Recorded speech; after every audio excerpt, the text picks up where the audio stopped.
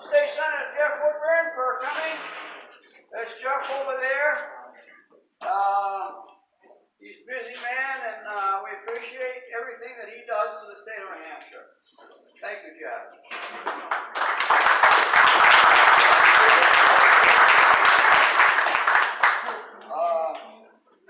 We want to thank everybody for coming. I guess you didn't get invited to the royal wedding, or either you did and you wanted to come here. It was a better program.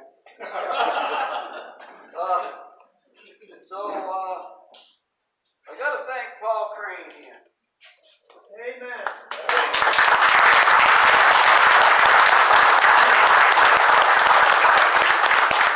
And my wife Linda, who is helping us more than she knows. All right.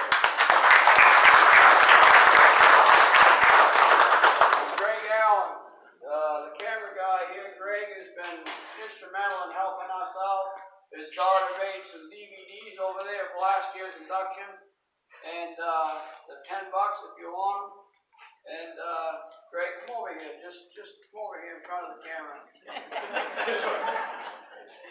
Greg Allen right here. Thank you, man.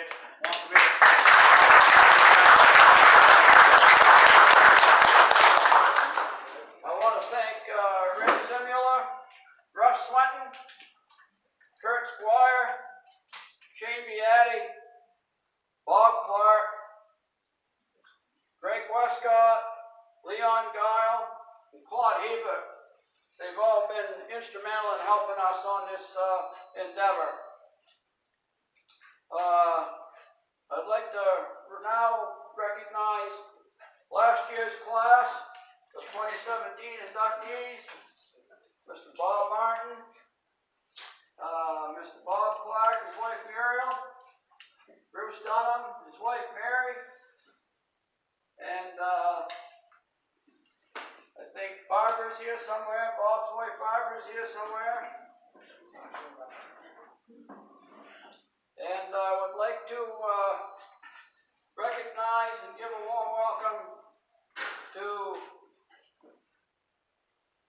the 2018 inductees. And they are Mr. Bruce Borbard, his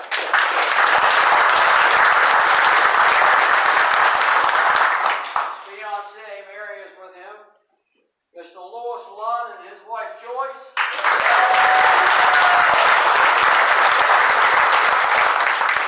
Mr. Calvin Reynolds and his wife Mary Ann, Mr. Edward Staub and his wife Heidi,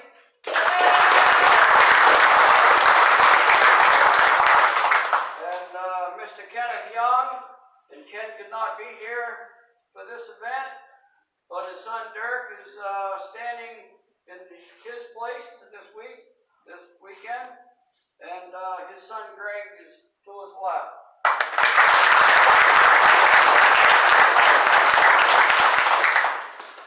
I'd also like to thank Herb Yancey for coming to the event. Herb, come along.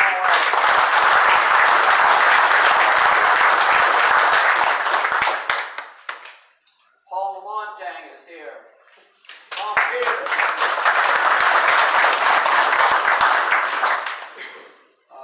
Who else came? I can't. George Gordon. Where's George? George Gordon came. All of these guys.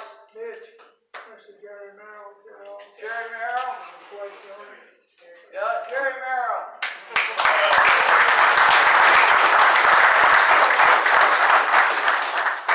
Every one of these guys are pioneers in the sport of snowmobile racing. How about Tom Peters? Tom, I mentioned Tom. You did? Yeah. There you go. Too many straight lines. Tom, if you can find a seat somewhere, you should be sitting down with your back way over there. You okay? And you know, there was a gentleman by the name of Charlie Poor man.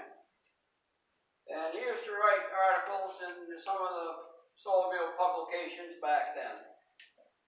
And in a bunch of stuff that Cal brought last year, he had a list of the top 20 New England racers that he considered good enough to race for anybody.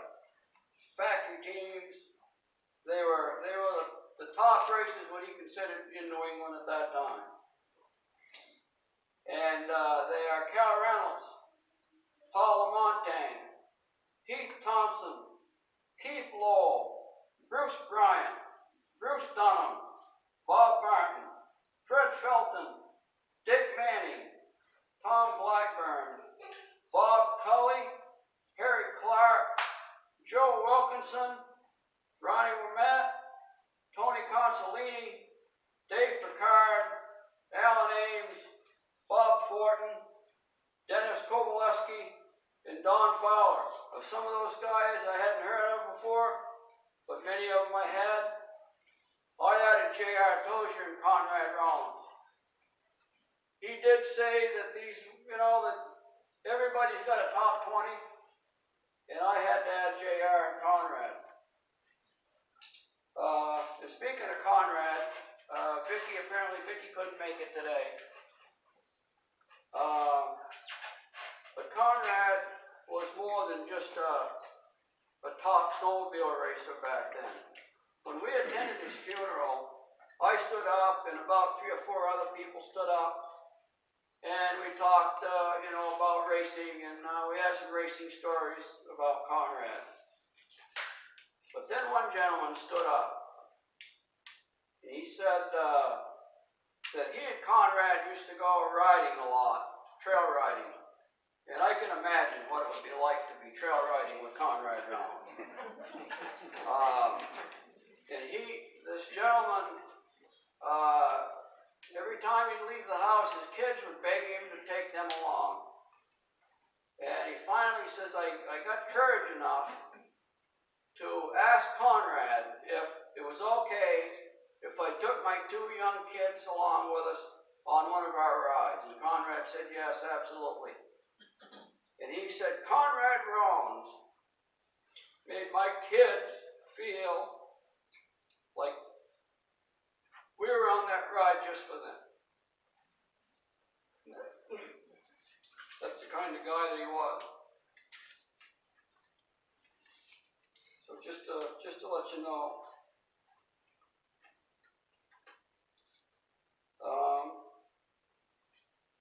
This sign up here, I found this sign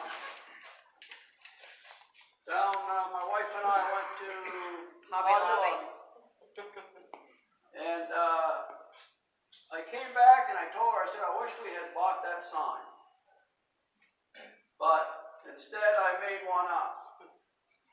It says, be so good they can never forget you. Be so good that they can never forget you. And I have a story here that Rick Simula brought up to me about a week ago. And he wanted to know if I could read this. He said it's for those guys that race the big stuff. And would you read that for me? Because he had prior engagements. He had to, there's a fishing derby down in Winnipesaukee. And they did that every year. And he's got some friends that wanted him to go. So unfortunately he couldn't make it, but he did want this story read. Hang on to that up there while I read this story. It's Rick Simula. My memory of the men who rode the fastest snowmobiles in the world. The time was 1972. I was 17 years old and had been racing a 1972 250 EXT Autocat in A stock at Lewiston, Maine, grabbing second place behind George Clucky Jr. and barely edging out Ray Resnick, who came in third. We had been running in the top 3 points all year, but most racing fans will not remember us because we were racing in the lower horsepower classes. At around 7 p.m., with the Lawston Raceway now under lights, I had my second place money, a bushel full of AC spark plugs, my AC contingency check, and stickers, so we all decided to load our sleds in gear.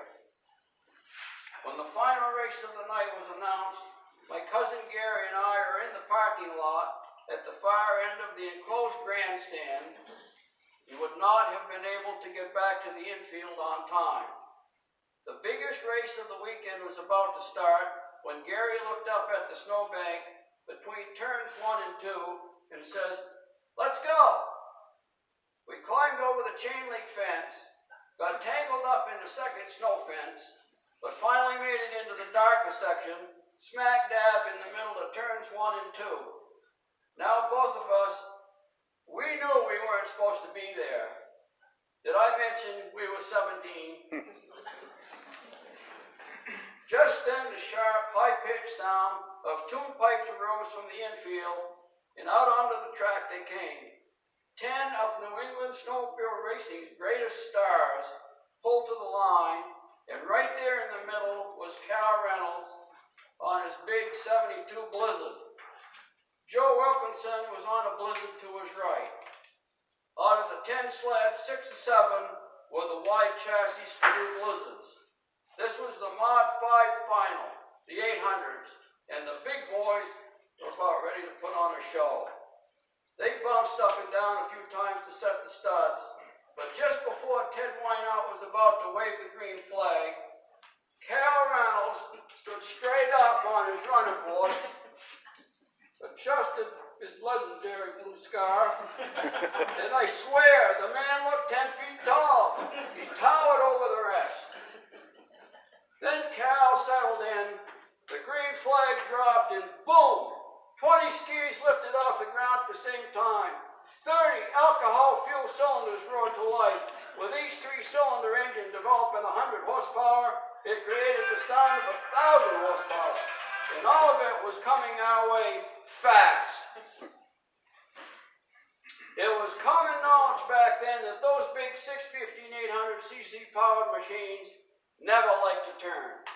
It was akin to trying to turn left with a top fuel funny car at the end of a quarter mile without a parachute. Only now at 10 funny cars trying to turn left and all vying for the same piece of racetrack. But these winter warriors manhandled those monsters through the turns 1 and 2 without incident. They opened them up full throttle and drag raced up the backstretch, barreling into turns 3 and 4, bouncing, flying, thrashing, and clawing their way around, then opening them up again for the front stretch. This went on for 10 very cold, grueling laps. The pungent scent of racing fuel hung in the air like a thick fog. Each time they rolled high into turns 1 and 2, we were peppered with stinging pieces of ice and snow. We'd pull our knit hats down and peer through the stretched yarn as to not miss a single second of the greatest race our young lives had ever witnessed.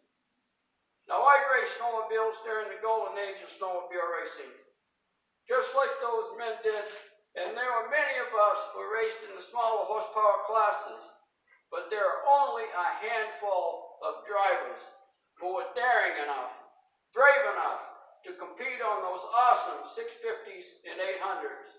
So I'd like to finish this story by thanking Calvin Reynolds, Joe Wilkinson, Bruce Dunham, Bob Martin, Conrad Rollins, Louis Lund, and all of those fearless few, the ones who sold the tickets.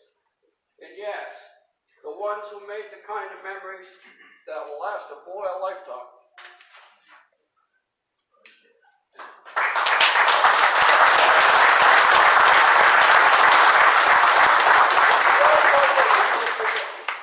He was 17 years old.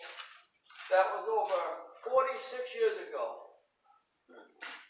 And he remembers it like it was yesterday. Yeah.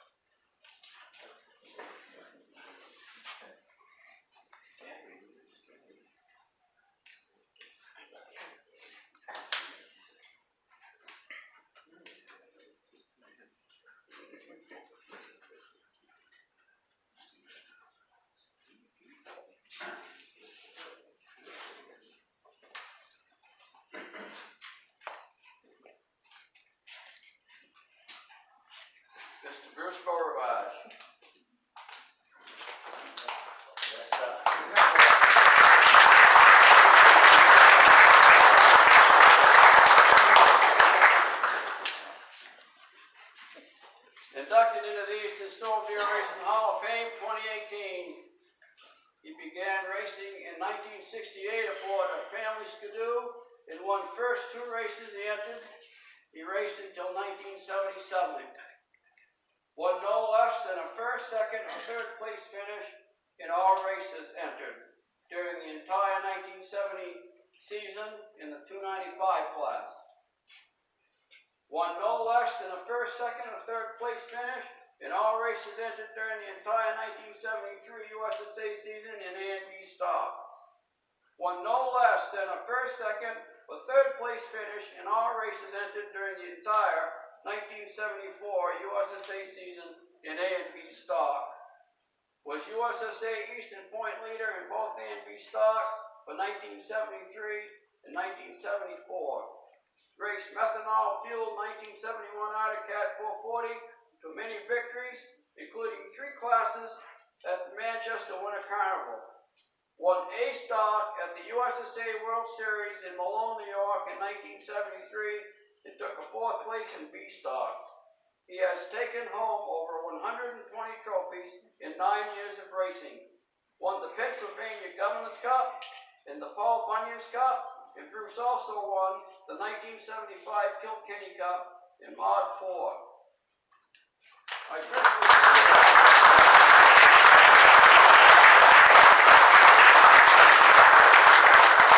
Excuse me. Thanks.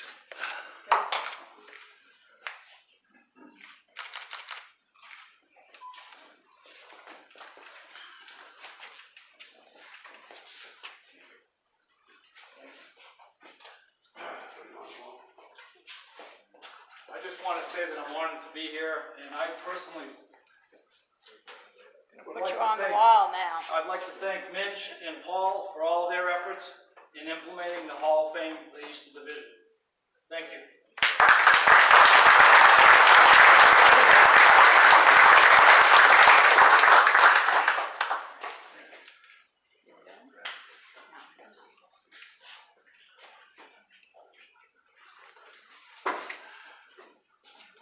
Mr. Louis Lund.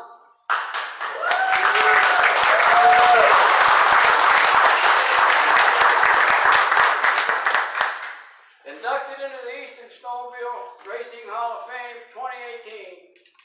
Raced only 1 time in a USSA race in 1970 when he began competing on a big 3-cylinder Polaris 650 Starfire in 1971. Raced in both Mod 4 and Mod 5 on a Mod 4 sled. He wore number 9 and number 10 bibs during his racing career. Won in both Mod 4 and Mod 5 events at Cumberland, Maine on a day that didn't go above 26 below zero. Lewis missed winning in Mod 4 at the 1971 World Series in Boonville, New York by just 2 seconds behind Jim Burnett. First year racing. Was invited to join Team Chaparral as a test pilot, working closely with Bobby Unser on the development of their revolutionary independent front suspension system for 1972. There's not a sled built today that doesn't have an IFS suspension, and that gentleman right there was the first guy to ride one.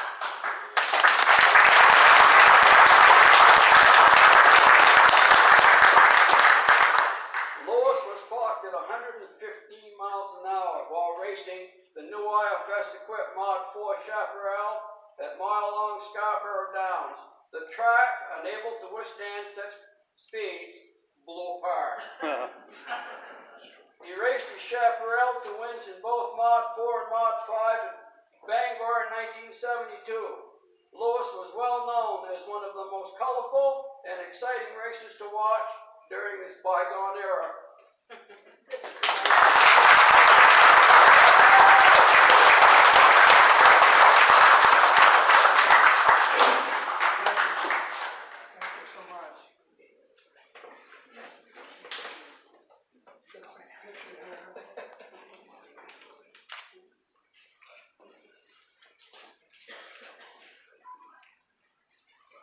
Okay, now it's the time for the story, I think.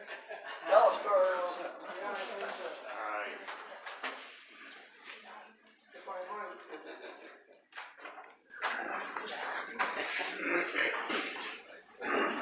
Good afternoon, everyone. to say thank you for coming today.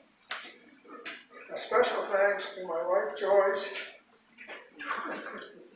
twin daughters, Joan and June, my son Leonard, along with my 8 grandchildren and 2 great grandkids, Aurora and Andrew, 2 little diamonds.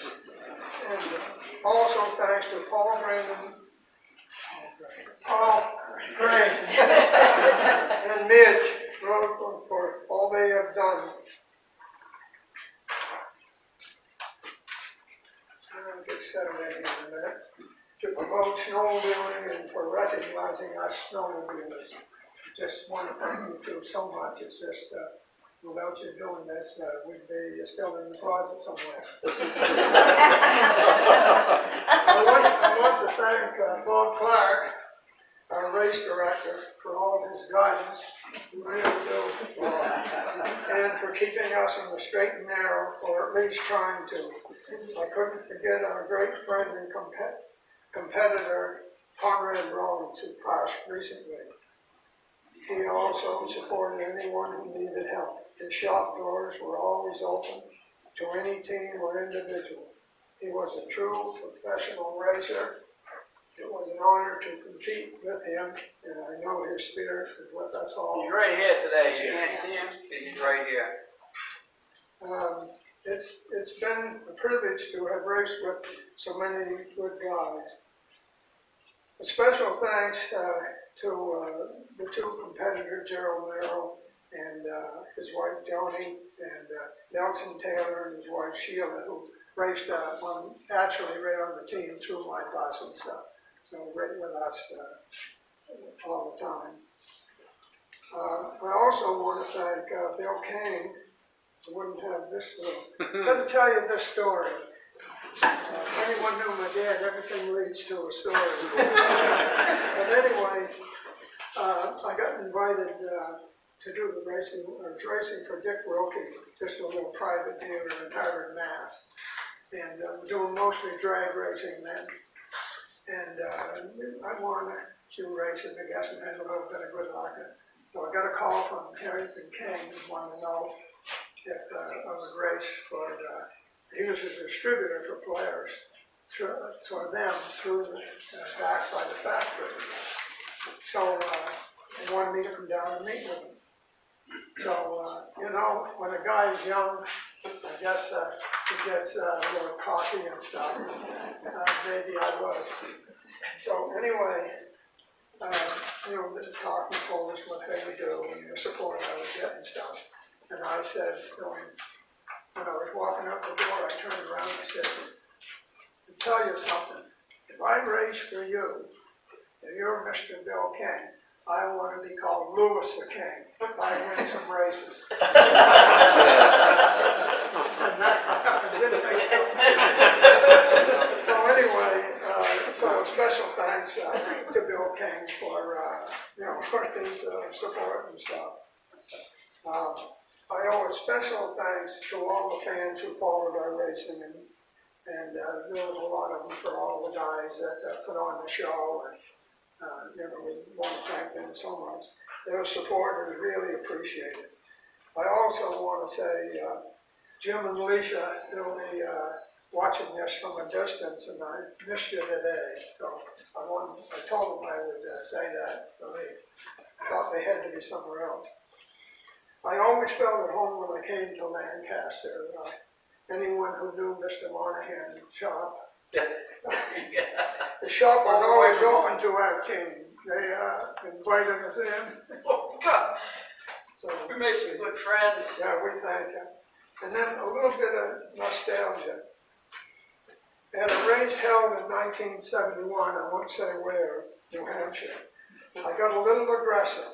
I think for the first and only time that I did this. And according to my recollection, I owe an apology to a gentleman. It seems that I bumped Cal Reynolds' sled, and imagine, I still get razzed about it whenever we meet. It was all in fun, really. Cal was a great competitor, seriously. Added a lot to the sport, and he's a class act. Stand up, Calvin.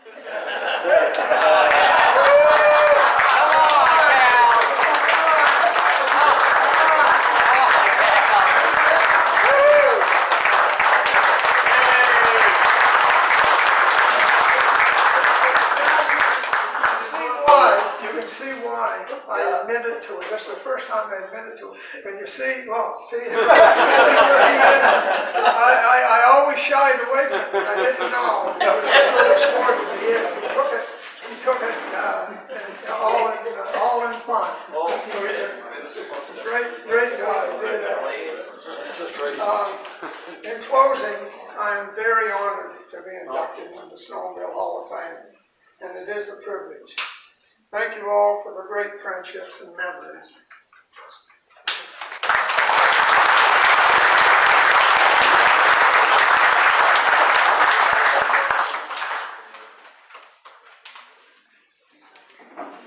Thank you, Kyle. Thank you all for your time.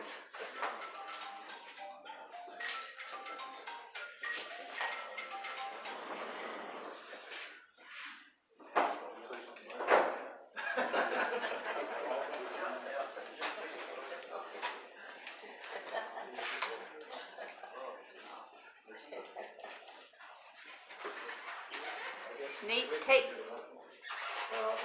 the whole bouquet out.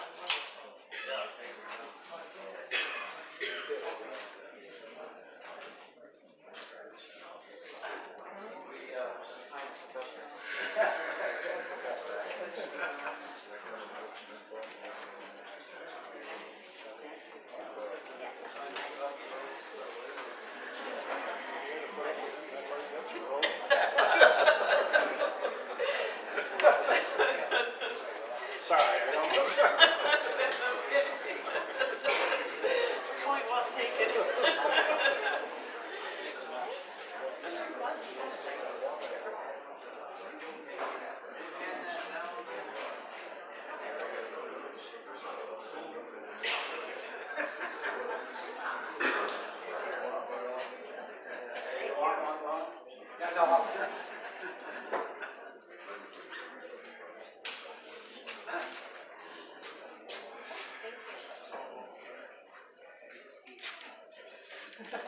Oh, I get one too.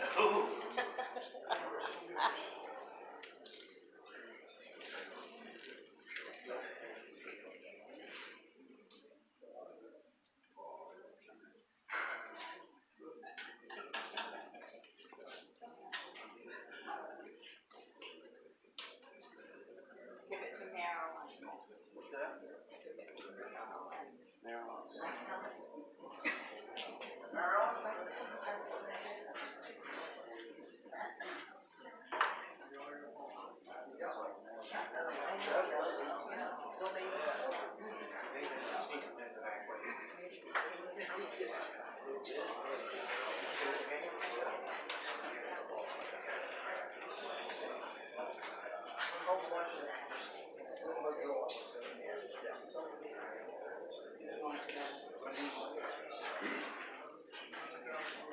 Mr. Calvin Reynolds.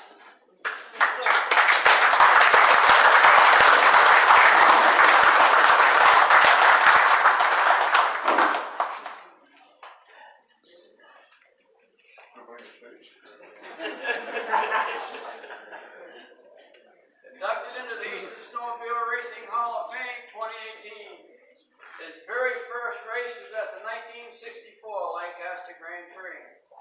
Cal raced for his family's dealership team, Reynolds Raiders. He had won over 100 first, second, and third place trophies in only the first 6 years of racing. Cal raced to a second place finish against top factory riders in Mod 5 at the first USSA World Series in Rhinelander, Wisconsin. He wore gold bibs number 3, 4, and 5 during his racing career. Winning nearly every major New England championship, Cal raced to a hard-fought second place finish in Mod 4 against several top factory teams at the 1971 Lancaster Grand Prix. I'm going to come back to that one. Was voted in the top 12 best driver and best sportsman, both in the same year, covering all 3 divisions by the prestigious USSA race committee members. best driver, and best sportsman. His Reynolds Raiders team is best remembered for competing on such impeccably prepared machines. It helped to elevate the entire sport of New England snowmobile racing to a higher level. This is the best photo. Cal, let me tell you something about Cal Reynolds. Cal came in with a file box full of memories. And for every memory he had of himself, there were 3 or 4 memories of his friends and competitors like Conrad and Bruce Dunham. I had a hard time finding stuff on Cal. And the best photo that we could come up with in all that stuff, and one that I wanted because it said Reynolds Raiders, was the only one that said Reynolds Raiders on his jacket. And fortunately, it came out of an old newspaper clipping, and my wife brilliantly, it was a yellowed newspaper clipping. So she did a very good job with that. If Cal wants to come up with a better photo, what it is. But I tell you, this is what we saw. Every Monday morning newspaper, this is what we saw. So, and I want to go back to the part where he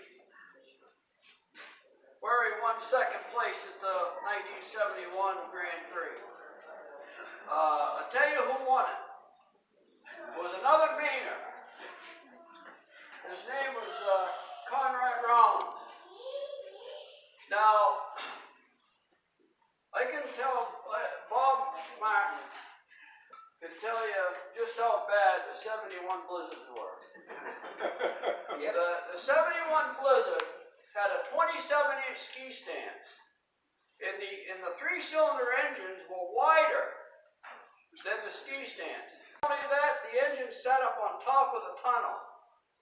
It was top heavy, it was narrow, and honestly, Cal was competing against most of the major factory teams at that Grand Prix. And to come in second on that sled says a lot about his driving ability.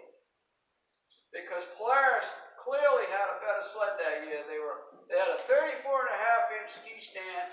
The engine sat low down in the tunnel. And Cal did very well to come in second place.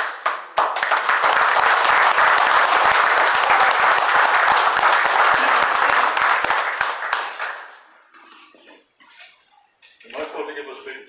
You can. Look at me. So I guess the first thing I want to do is, number one, that cost me $1,000 to get that picture in the paper. I want to thank you for all the effort you're putting into this, and I don't know who else would do it, and we really, really appreciate it. And Paul, I don't know, to make this facility available for us, we just can't thank you enough. Thank you. I don't want to get emotional about it, because I can't help it. I've been following Louis. Yeah. But, my claim to fame really is that I've been whipped by every top driver in this room, which means every one of them. And they're all top drivers. Any given weekend, you could get your butt whipped. And because there was a lot of good riders back then. If they had everything going in the right direction. I remember one time at Bangor, and I went down there and I said, Louis didn't show up. I got it made. This guy come out of Aroostook County on a skidoo. He's standing over there at Tom Peters. And he gave me the race of my life. I rode the bankings. I rode Timberland's machine because Bobby fought and got hurt. And I rode the banking, and Tom rode the inside rail. And I'm telling you, every time I come off that banking, I'd be in the middle of it. I'd look down like that, and they go Tom. I got to be going a lot faster than him. And I'd just come off those bankings and hit the ground, Up the back stretch, I'd going into the corner and up on the bank, and again I looked down, there's Tom. And if everybody remembers the movie, Butch Cassidy and Sundance Kids, when they had the Rangers chasing them, they said, who is that guy? Who is that guy? And I kept looking down, Tom, who is that guy? But anyway, it was a great ride. I had a lot of fun. The best part of it is when you're pulling the pits and the camaraderie. The camaraderie, that's where it's at, between Bruce, Louie, all the boys, especially that one over there that used to make the venom all the time. Everybody knows what I'm talking about. The camaraderie, we spend all day with each other, all day long, every race weekend. We have a band of brothers. But I couldn't have ever done it without my beautiful wife, 59 years.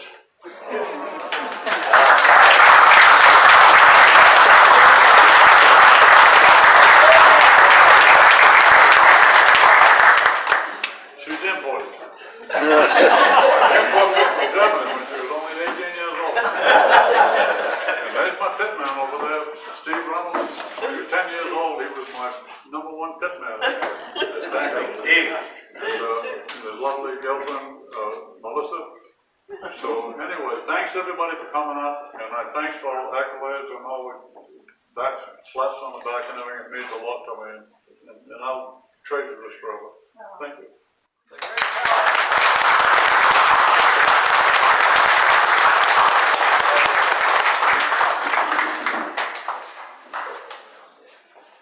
Now you're going on the wall, pal.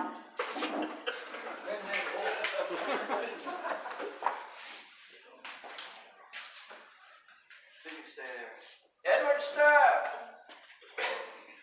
racer promoter, inducted into the Eastern Snowmobile Racing Hall of Fame 2018. In 1968, 12-year-old Ed Stabb begged Agway owner and Skidoo dealer Fay Calvin to please let him help work on the machines. He was so convincing, Calvin let him. In 1971, Ed joined the Explorer Post 505, whose sponsor was the USSA. His troops sold food and many of the USSA sanctioned races. Ed began racing snowmobiles in 1974 on a 1974 Polaris 340, and again in 1975. He co-owned the 1976 Mercury 250 Snow Twister and helped sponsor a later rider to drive it, and it took many first-place trophies that year. Ed began grooming trails and repairing rental sleds for the Northwest Passage Hotel. It was here that he rented the workshop, calling it the Outpost, started selling used snowmobiles, and was a Parts Unlimited dealer until 1981. In 1979, Ed built his first racetrack at the Northwest Passage Hotel. He was not only involved in putting the race on, he also raced to second place finish. He saw the first New York Vintage Sled race in 2002, was a member of the board in 2003, took over as chairman of the New York Vintage Sled Racing from 2004 to 2015. Under Ed's leadership, over racing enjoyed a resurgence in interest not seen since the 1970s. Ed ran 8 100-mile endurance races on several New York lakes for 7 years. Ed Stabb was named Grand Marshal for the 2011 Boonville Snow Festival. He hosted his first vintage snow at Boonville, New York in 2005 with 176 entries. Ed was host of the first national show at Boonville in 2010 with 254 entries. He was a judge at the national show at St. Anne's, Michigan in 2012. He hosted the second national show at Boonville, New York with almost 500 entries. Was a judge at Midland, Michigan National Show in 2015. Ed helped at the national show in Lancaster, New Hampshire in 2016. Ed was key in the enormous success of the 2014 50th Lancaster Grand Prix reunion race. He brought his entire staff, all working pro bono for this and every Grand Prix since. I'm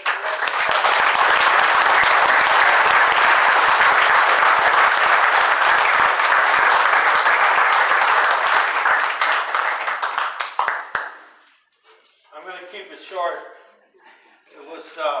It's been a pleasure to come up here to New Hampshire to put on the races that we do. The credit that you guys are giving me is very nice, but you know, when you run an organization like we have, it's not just me. It's my helpers, my track directors, all the guys that come and help me put on these races. Without them, you can't do it. I mean, the 100-mile races, I had to have somebody go out and build those tracks. You had to have somebody sitting out there all day, making sure guys didn't cut corners, you know. That's a long day of sitting there. You can't do it without help, and you gotta have good help. The flagmen to stay out there all day and flag the races and stuff. The girls that sit out there and score the racers. They sit out in the cold to watch those guys.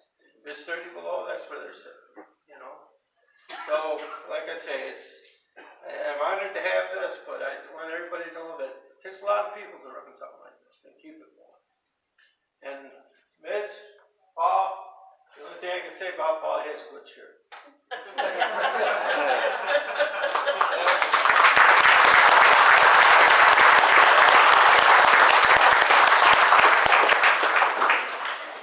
Every spoke wheel needs a hub.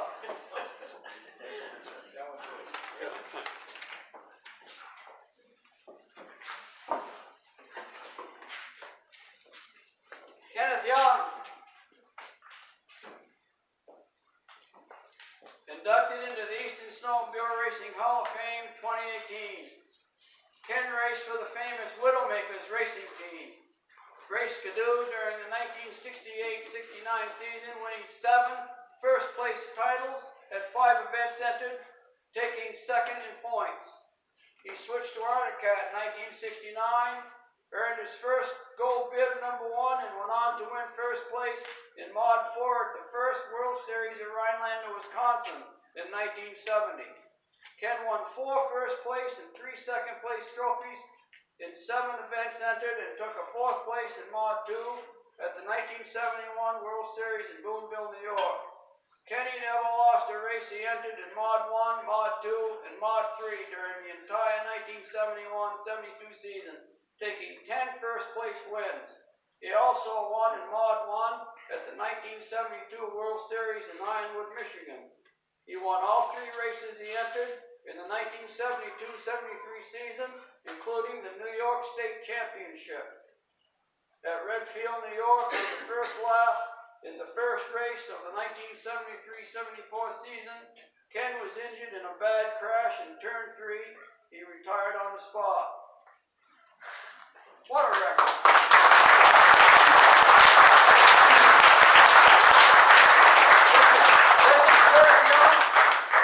This is Kenny's son right here. Kenny couldn't make it, and Dirk is accepting it in his honor. Yeah. So I just want to thank everybody for showing up, and thank Midge for dogging us, finding us, and Dad's alive and knows I'm here, and he'll appreciate this very much. So for me and my family, thank you very much.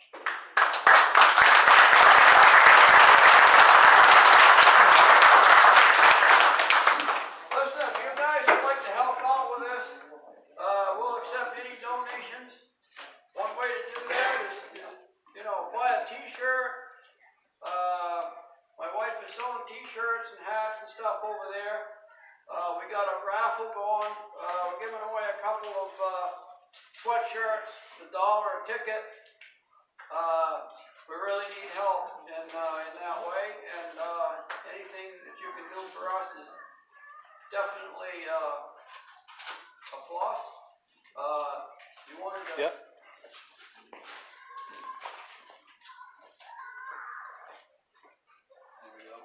You may have seen these signs around. I'm Mike with Vintage Snowmobile Lovers, by the way. VintageSnowmobileLovers.com. I'm putting on a show and swap in Derby Line, Vermont on August 11th. If any of you guys want to come by, I'd love to see you. If you want information about it, I've got these business cards. I'm happy to give you one. It's got my web address on it. And lastly, you guys may be familiar with me if you're not already. I host the largest Vintage Snowmobile themed page on Facebook, Vintage Snowmobile Lovers. It's the largest community of vintage snowmobile lovers anywhere, Facebook or otherwise. If you have a chance, jump on and join in the fun. It's a very active page. So it's August 11th, Derby Line, Vermont, Vintage Show and Swap. Thank you. Yeah, Bruce wants to say something about Mr. Reynolds. I race Cap, but he raced Skidoo. I'm gonna read this just so I don't get it mixed up, but, I'd like to thank Cal for helping me get my sled on the track for the A-Stock final in 1973 World Series.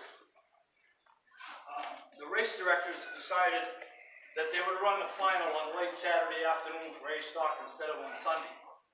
I wasn't anywhere to be found. Well, Cal Reynolds, along with 3 others, got my sled from the muddy infield to the starting line and said, get on it and go out and race. When the flag dropped, I had no idea I was in the final. If it wasn't for those 4 gentlemen, I wouldn't have won the A-Stock at the World Series in 1973. Thank you, Cal.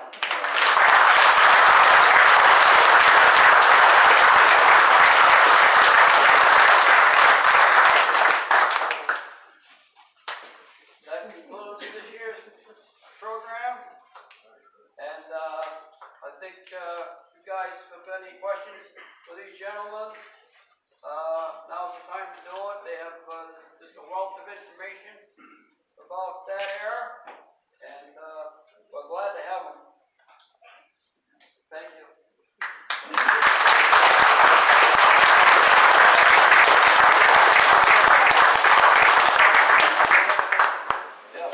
Paul said to stay tuned on Train Snowmobile Museum website, and we'll have a date for next year at some point.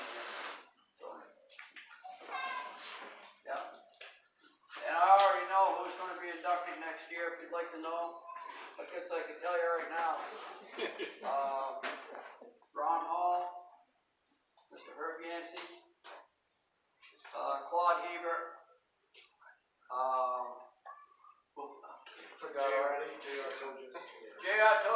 JR may be here. He said he was going to try to. There's JR.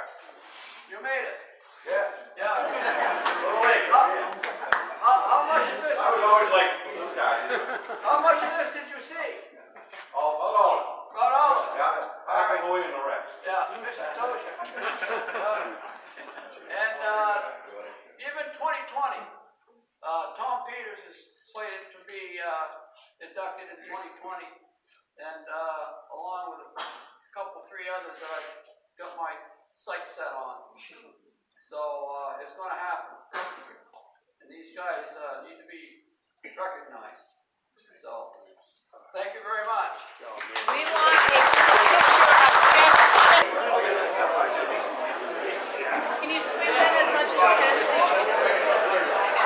That's great.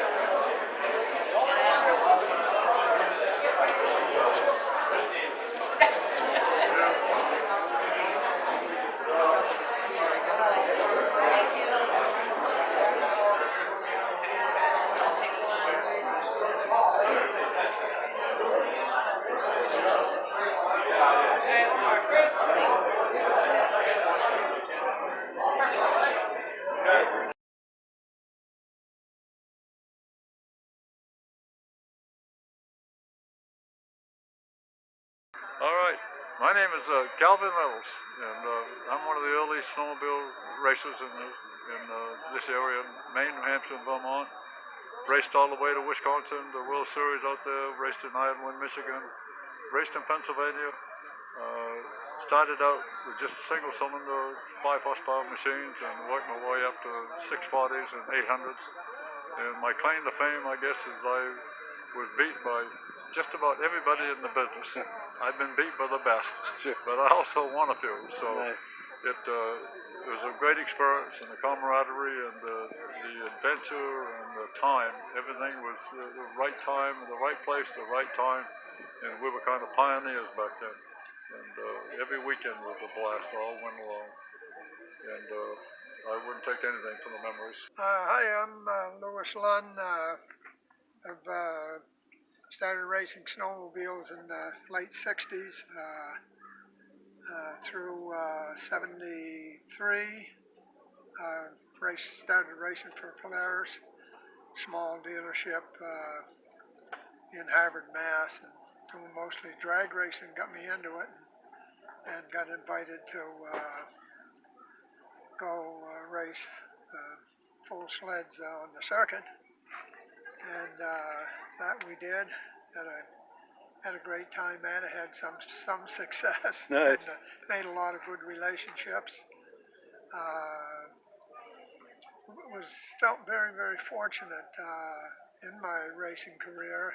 I only got off the sleds 2 different times in the 5 years that I raced, and one time at Wolfboro, New Hampshire, the sled had upset, and I couldn't clear it, and hit that, and got a little bit of a concussion, but I don't know if it still lasted today or not. I think, I think I'm over it. It was probably, 40 years ago. Yeah. I think That rang your bell pretty good, did it? Yeah, it wasn't terribly bad, but enough that I didn't know right where I was or why I was there for a few minutes. Yeah. So, other than that, it's been very good. Had some really great people, great mechanic because we had good success with I race only 650s in the 2 classes. I raced my 650 in the 800 class, and fortunately had good success there. My mechanic was very sharp and good. He got everything that was in the sled. Nice. So we were able to put it all on the track. Put it all on the track, and so that was good. We had great with Chaparral. I went from Polaris to Chaparral because of distributor changing. It wasn't anything to do with Polaris or the sleds, but the distributor had changed, and they wanted me to go to Metalka in New York. Stay with Polaris, but it would have been all down around New Jersey, Pennsylvania, and that. And just, at the time, I'm 77 and I'm still in my own business. I'm still working. Wow, good. So, it just would have been too much traveling for me. So, I was invited to stay with the distributor and Chaparral, and that was a great experience. Got out west, got to see some different things. We done some testing for them on the new IFS independent front suspension sleds, and Paul Bianco, the open wheel racer, which the picture showed, I got a personal chance to meet with him and chat with him, and so for I guess a young whippersnapper, it was pretty fortunate, I thought, Nice. and made some good relationships there. We had a close relationship with the Nickerson, Gary Nickerson, who run the New York division for Chaparral Racing, and had a good friendship and stuff, working back and forth with them, passing information and things. So, other than that, a lot of, just the second thing that happened to me on the track, it was up, I think it was Newport, Vermont, we were racing, and I had just, the Chaparral, it was early in the season, it might have been second or third race on the Chaparral, and we had done some qualifying, and I don't know if we was in a qualifying run or a final, but I come out of the second turn, and on my left eye, I noticed something moving like this. I looked down, and my ski was broadside. It wasn't forward, it was broadside. It flipped around. And I was coming out of the turn with full power on, so my skis were off the ground, fortunately. So I knew what was going to happen. And so what I did was I stood up, let off of the throttle, and jumped at the same time. Wow. I cleared the sled pitch poled end over end, I don't know how many times, and I never went off my feet. I landed on my feet, and they said I was doing steps at about 25 feet each, Yeah. and about probably 40, 50 miles an hour when I lit on the track. Good So God. it got a rise out of the crowd. That would be something to see. It was. Everyone said it was kind of a comical act in a way, but yet, you know, so I was, like I said, as far as being on the track with accidents and that, was very, very close. And then the only other bump I had, which I mentioned before, was the Cal Reynolds and I, and That was a good story. and, I give him quite a bump. I guess I was probably about as aggressive as a guy could be. Yeah. And I guess if you're going to win, you can't sit back and think about it. You got to get up front and get it done. Yeah, you don't go there to lose, right? No. We didn't go to lose. And, but knowing at the time, you know, we were having a great time doing it, and never thought anything about a Hall of Fame or being your name on the wall of the museum or something, you know. Sure. I just thought we'd doing that someday, be all done of it. I might look at back at some of my old things. I never thought that we would have this happen. Yeah, it's wonderful that it's still kept alive. It really is. Midge and Paul, just what they're doing here, you know, and others. Sure. You know, the Stop Yourself and all that, you know, bringing back. And I think the snowmobilers and even people who might not be much in snowmobiling kind of say, gosh, that'd probably be half interesting, you know. Yeah. And so probably there were some interesting characters Sure. involved in it. So Yeah. other than that, you know, I guess that's my story, and I'm sticking to it. Sticking to it. Nice. All right. Oh, one final thought. Do you have any memories or thoughts about those early IFS sleds? You were the one that tested some of those first Well, iterations of that, right? Yeah. They were so much quicker. You know, the suspension, the independent suspension, I had it the first year before anyone else had it, and not. I don't know if you want to brag about it or not, but I guess I've heard it said that if it happened and you can do it, you're not bragging about it. Sure. But I had seen some movies that were taken, you know, when we were racing, and like when I had that IFS, the Chaparral, the race would start and we come out of the second turn and round the corner, and I'd be halfway down the back stretch, and they're just coming out. And, you know, if you had like a quarter or half mile track, within 3 to 5 laps, I'd be lapping everybody. And the sled was just tremendous. And Must corner 100% better, I would think. Oh God, just, you know, I never hardly had to let off the throttle. You know? So even then, with the first early experiments with that suspension, you knew that was the future of snowmobiling? Oh gosh, yeah, absolutely. Sure. Absolutely was, you know, and well, they all went to it, so sure, yeah. It wasn't a mistake, that's for sure. Yeah. You know? And it was a way that every factory, you know, followed suit there. Sure. Somewhat. And I imagine the whole industry took notice of that when they started coming out with the IFS sleds. Oh yeah, I absolutely did. They knew everyone knew that was the future. Yeah. Oh yeah. Good. Very, very, very much so. Good. Well, thank you, Louis. I really appreciate it. Oh, thank you. My name is Tom Peters, from Presque Isle, Maine, now born and brought up in Stockholm, Maine. Raced from the mid-60s, 66 actually, through 76. Raced basically Bombardier, Skidoo, Blizzards, owned 5 different models of them, and primarily in the 650 class, 640 and 650 class. Raced a lot of, didn't race down here with the big guys a lot. Raced, if there was local races, we used to try to hit them because made a lot of travel from Worcester County down. But I did race in Scarborough, Lewiston, Bangor quite a few times, so did cover the whole state. Yeah. Never did come into New Hampshire to race. It was just too far back in the day. But sure. I was telling some of the guys there today, the guys that were there, I said, you know, we got up in the morning, Monday morning, and we looked at our we looked at the newspaper or looked at the race results for the weekend, and there was your name. You know, if you were fortunate enough to win, there was your name. But I said, you know, that didn't happen in a bubble. Right. There was all kinds of people behind the scenes that made that happen. But Sure. I get race results and stuff in here, and you go down through those race results, those people's names aren't there. You know, our names are there, but Sure. you know, it wasn't a one-man deal. You know, it was A lot of people made that happen. a lot of people to make it happen.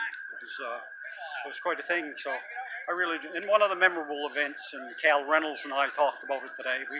We raced in Bangor, 1970. I pulled into Bangor with a car with a homemade trailer with a 1970 Blizzard on the back end of it. Wow. And here's all these tractor trailers and Factory all these teams. race factory teams out there. And I told the guy that I was with, I said, that owned the Skidoo dealership. I said, I can't race here. He said, what are you talking about? I said, look at what they got. I said, here I am with a homemade trailer and a sled on it. And I said, you expect me to go out and compete against that? And he said, look, young man, he said, you put your pants on one leg at a time just like they do. He said, you go out there, and he said, you can beat them all. So I went out on Saturday, did not qualify. So Sunday they had a consolation race. And I won that consolation race by, we found some traction equipment overnight. Yeah. And worked till about 1 o'clock in the morning to get it on there. So I won the first heat. There was 3 heats, qualifying heats, and I won every one of them by about a quarter of a lap. Really? So everybody was watching then. This guy didn't qualify yesterday, and so I got into the final. Cal Reynolds was in the final. Yeah. And I pushed him quite hard. He beat me by about half a ski length. Wow. And he was telling me today, he said that they threw that chassis away 'cause he couldn't ride on the track. I rode the rail. And he was trying to ride on the bank. He said they had to throw that chassis away. He said there wasn't a rivet that was left tight in it. They loosened it all up. Loosened it all up. He said, I pounded it so hard. He said, and I don't know if you heard him say today, he was up on the bank, he looked down, and there was Tom Peters sitting on the inside rail. So it was that's one of the real good memories, you know. Yeah. Racing against people like that. So That's awesome. but it's been it was a wonderful ride, you know. But you know, 50 years later, there's a lot of good memories. Yeah, it's nice that it's still remembered today too. Yep. That means a lot. Yeah. And they're gonna. I've talked to Midge there, and they're gonna put me in the 2020 Good. category here. So Good. which is great. Good. Well, thank you so much. Well, thank you. All right, my name is Paul Lamontang, and I'm down here for this wonderful event. I'm going to tell you right now, these guys that just got the award, being inducted into the Hall of Fame, really, really deserve it. It's amazing, and it's nice to see them again. And everybody just, you know, all the old memories come back. What you've done, who you were with. You can even pinpoint a time, a certain lap, and we got talking about things. It's fantastic. And I was very fortunate to race from 1969 to 75, and with different teams and different sleds, and started with Rupp and went on to Chaparrals, and after that finally finished racing with Mercury out of Fond du Lac, Wisconsin, and with Snow Twisters, and just had a great time and meeting great people, and I'm glad that this vintage racing is coming back, because I'll tell you right now, there was people, the young people just will never have the opportunity to do and see what we did.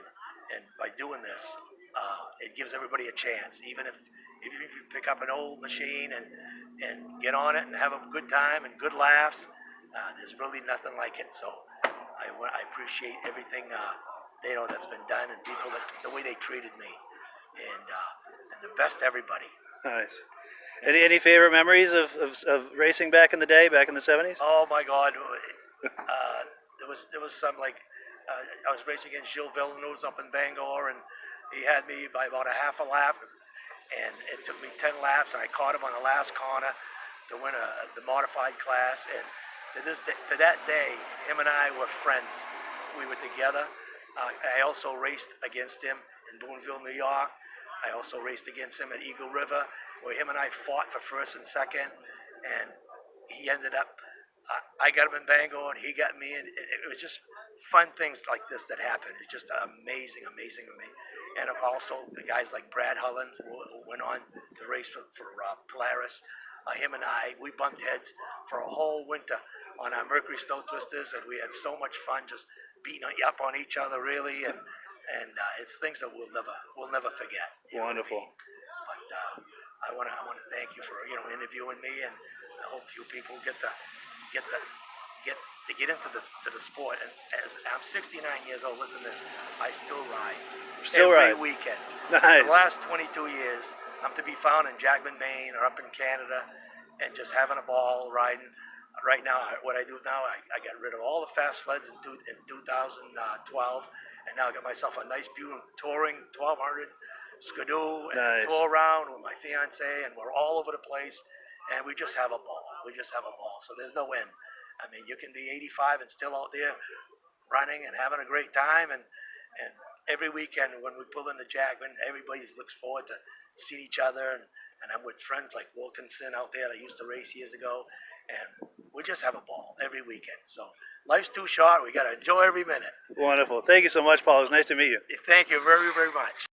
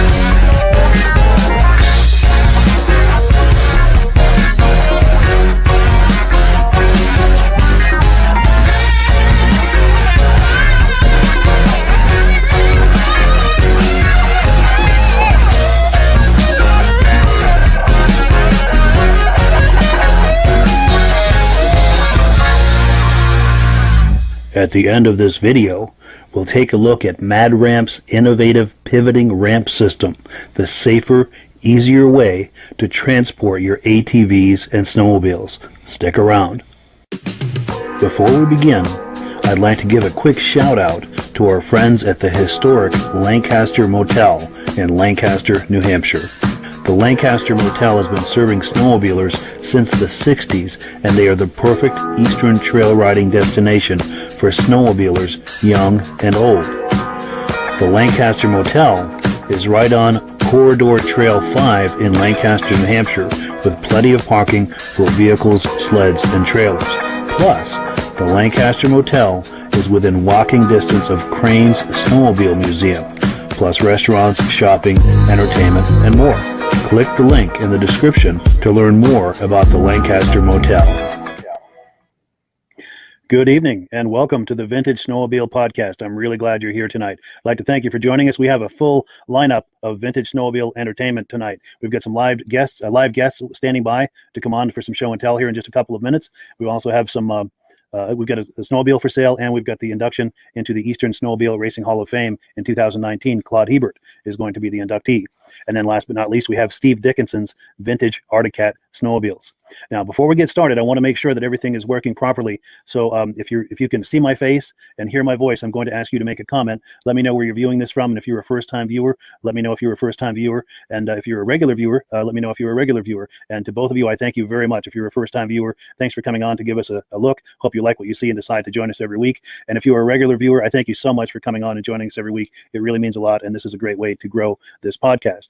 Now, if you're enjoying this, whether you're a first-time or a regular viewer, I'm going to ask you a favor to help spread the word about this. If you could share this on your profile or share it on a friend's profile who you think might enjoy this, or maybe even share it with them in a private message, that would really do a lot to help spread the word about this podcast. Now, let's take a look at who's watching tonight. We've got Brian Robillard. He is a regular viewer, and he's been on here as a guest, and I've been talking with him behind the scenes. He's got some other sleds that he's ready to show us, hopefully in another week or two. So we've got big expectations of what Brian Robillard has to show us. We also have Scott Verdon from Michigan. I know he's a regular viewer as well. Thanks for coming on, Scott. George Zandbelt from Winchester, Ontario. Thanks for coming on, George. George is a regular viewer as well, and so is John Spranger Jr. He likes the podcast, and he thinks the snow is still on back order. Yeah, it is here as well. If you're in the Northeast, yeah, we're getting skunked on the snow. We've been getting a little bit, just an inch or two here and there, but hardly enough for some decent trail riding. Also, John Greenwood, thanks for coming on, John. Appreciate you coming on. Ken Haberman, thank you, Ken. I just spoke with Ken the other day. I appreciate your coming on to check it out. We have Brody Messner from Henderson, Minnesota. Brody's a regular viewer as well. Tracy Dudley Skipinski, howdy from Michigan. Tracy and Dudley are regular viewers. We've got Jamie Whitaker, first-time viewer from Williamsburg, Ontario. Thank you for coming on, Jamie. We really appreciate it, and we hope that you like what you see. I'm sorry, my tongue is in a knot tonight, but hopefully that'll get untied, and we'll be able to have a great show here. Tom Gregory, regular viewer. Thanks for coming on, Tom, from Armada, Michigan. Ryan Chase, first-time viewer from Concord, Vermont, just down the road. I'm up in Derby Line. Thanks for coming on, Ryan. And then we've got Joe Jake Coe Sr. from Canada High Arctic Northwest Territory. And we've got Mike Orr in Ontario. Great. This is great, guys. Thank you so much for coming on. I'm not going to keep Joe Roscoe waiting any longer. Let's bring him on to the podcast and turn his mic on. How you doing, Joe? Good evening, Mike. Good. Well, good. Yeah, thank you so much for coming on to the podcast. Now, Joe is on here from Ontario, and he's at his family dealership, his Ski-Doo dealership. He's got some incredible show and tell that he's going to be sharing with us tonight. I'm going to put a banner up on the screen here. This is the name of his dealership, and in a second here, he's going to turn his camera around and talk up what he's got going on there. And I'm going to remove this from the screen. There we go. Yeah, he's turning his camera around right now. Yeah, wait till you see, guys, what he's got to show us. This is going to be great. We'll go right to the gas tanks first, though, Mike. Yes, by all means. Okay, I noticed when you had it on, it was Joe's gas tank. It's not Joe's. It's Joe and Mike's, or Mike and Joe's, or Mike Orr is online. He's really the biggest contributor. Mike's done all the work. I just give him the work to do. So gotcha. Okay. But I'm glad you cleared that up. Oh yeah, no, Mike does a fantastic job. He's a perfectionist. So actually, Ken's online. This is one of Ken's tanks, the moto skis. Ken's invested quite a bit in it, and Mike did the tank for Ken, and it's perfect to a T, if you notice. Yeah, that's nice. Then in the middle here is the Blizzard bubble nose tank, and it's an exact fit, part numbers and all. And right here is the 72 Blizzard tank. If you look real close, I don't know if you can see it, you'll see the part number right in it. So yes. These tanks are an exact fit, better than the new ones, better plastic, and Mike is a perfectionist, so you can guarantee that they're perfect to a T. One other thing Mike's done for me is the head. That's a 70 Blizzard 340 for the bubble nose. That's the head, and he's currently working on that cylinder as we speak. Wonderful. What Mike is also working on, we've got a 71 wide body Blizzard tank, and Mike probably, I hope his iPad doesn't blow up right now, but we're trying to have it ready by the end of February, so hopefully that'll be out. With Ken's got different vintage moto ski parts too. He's got chain cases, trunks, belt covers, so if you need anything, get in touch with Ken at kensrehab.com, I believe it is, and you'll be able to get moto ski parts. For the nice. For the tanks, you can get in touch with my son at the store here, or Goose is going to be selling them in the U.S. So Goose in the U.S., that's Ken or Ron Thompson, and he's looking after U.S. sales for us. Nice. And Ken and Mike are both in the comments right now. So if you were curious about these tanks and want to reach out to either of them, just contact them in the comments there and get a conversation started. But yeah, this is great, Joe. Go ahead. Please continue. Yes. So I'll try and give different views so that everyone can see. So we're hoping to move these tanks. Basically, what people have to understand is shipping. We can do nothing about shipping. Shipping's expensive. Can't do anything about it. And right now, we're really not making money. We would just like to break even. The cost of the mold is very considerable. Sure. So it's really just the hobby and to get things done. Gotcha. Now, John Fitzgibbons is watching, and he's wondering who he might contact in the U.S. To get some of these tanks. I know you'd mentioned Goose as your U.S. contact. Is there a phone number or something for him? Yes, I'd have to post it. I don't know it off heart, but I will post it for everyone. Wonderful, wonderful. And also, if someone is curious too, you can email me after the program, and Joe will share that information with me, and I can relay that to you. And also, as you can see here, Ken Haberman is on, and he's got his contact information there. You can find him in the comments of this video if you'd like to reach out to him. But yeah, please tell us about this citation. That's a 1980 Citation SS. It's pretty well perfect. It's not the one we had as new, but my wife had one exactly. We bought it, the first new sled we ever bought, and so it was one of the favorites I wanted to pick up, and finally did. And And so I got it now on display. Then Yeah, I remember those when they came out. I was a teenager and I was madly in love with those. I'll just take a walk around. I've got a Please few do. more. These are kind of some of the ones I have, just special ones I put on display for everyone to see in the store. I like that RV. Yeah, they were a little bit hard to find sometimes, but I've got a couple of them actually. Yeah, and tell me about that racing sled if you would. Do you mind going back for a second? Which one? That one right there in the center of the screen. Okay, that one actually originated from Kirkland Lake. It was. Oh, no kidding. Yeah, it was bought. It came out of Barrie. The fellow was my age. He bought it brand new for I think $5,500, and he raced it, and then it ended up in different places. And I got it from back. It came from Gary Peltola out of Thunder Bay. Yeah. So it's nice to have the history on it. And then the MXZ, the one in the corner was 2005, the last year of the 800 in snowcross. So that was my son's last sled. I kept it just as a memento. And then you see the Elite up in I have a couple of them. I got one at home. I drive around right now on the ice. Wow, that must be fun. Yeah, they're kind of a hoot to play with. And then the Can-Am, Mike gave me the Can-Am motocross bike. Nice. Is that late 70s? Yeah, around 74. 74, okay. And then my Millennium Mach Z. The Alpine. Was that the year they had the 1000cc on the Mach Z? No, 800, that one. 800, okay. Yeah. So the Alpine, it's 68 Alpine. That's one of my favorites because my dad had bought us one brand new when we were kids. So that was the first sled we had as kids, and it was always fun to drive. Electric start, has the opposed 18. Yeah. Then, up beside the 72 340 Blizzard is 2007, the last year of the 440s. I think that one has about 25 miles on it. That's about it. Oh, no kidding. Yeah. And then the first year, 2008, the XP, that's a 600 XP MXZ. And then I believe that's a 2007 600 SDI. Yeah. So, and then of course the anniversary sled in the corner. It's just fun collecting and doing that kind of stuff. Yeah, for sure. Now, do you have? Go ahead. I'm sorry. You meet a lot of nice people, and I've gotten to know a lot of really good people and a lot of good friends with it. Yeah, I'm sure. I apologize. My cell phone's going nuts here. I muted my microphone there for a second to keep it off, but I wanted to respond to you. But yeah, please continue. So I'll just go back to the tanks to get a good look. So we're hoping to get interest in them just to get them out and get just get something back for all the work in the molds, really. And like I said, if it wasn't for Mike, we'd never be able to do this. Yeah, for sure. That's cool. Now, I'm sorry, I'm trying to mute my phone here while we're talking because it's going nuts. Here we go. That ought to do it. Did I see a black dot on the rack there in the shop? Yes, there and an Elan is up there too, I think, and a Blizzard and a TNT. Yeah, 74 TNT free air. The bubble nose Blizzard, that's a 340 right beside it, and a 71 340 Blizzard also. Nice. Is it possible to get in a little closer on those? I'll try to. All right. Don't trip or hurt yourself or anything.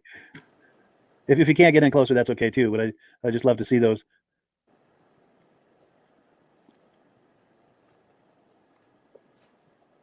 There's so much stuff in the store here. It's just hard to get around. Yeah.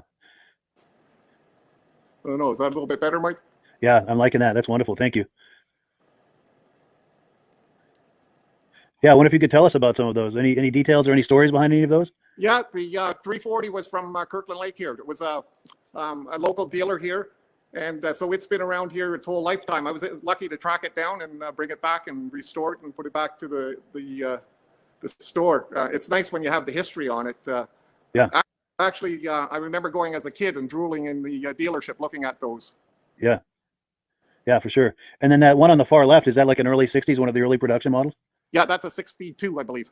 62, yeah. 62 tin cab. It's got the JLO engine, that one. Yeah. And does it have the wooden skis or the steel skis? Or Steel skis. Steel skis, yeah. Yeah. Nice. And then to the right of that is what, an Olympic? Olympic. That's okay. The 12.3. Oh, yes, yeah. Good. And what year is that Elan? It's a 78. 78, yeah. So. And then that's a free air TNT? Yeah, 74 400. 74. Very nice. Very nice. I think that's the $3.99, the black dot. Okay. Yeah, those are nice. You don't see many of those.